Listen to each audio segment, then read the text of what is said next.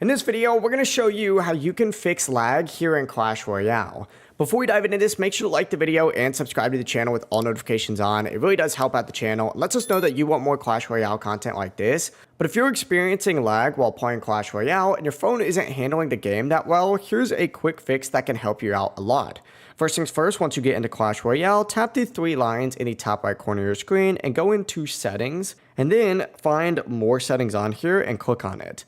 You're going to see a bunch of different options on here. Look for the section that says high frame rate.